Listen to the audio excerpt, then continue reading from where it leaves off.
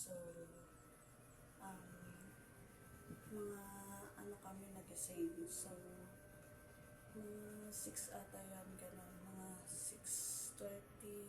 Tapos naligo na rin kami. Tapos eto na yan. Okay, natuloy na yung paggagala namin. Dahil total, last day naman ang asawa ko ngayon.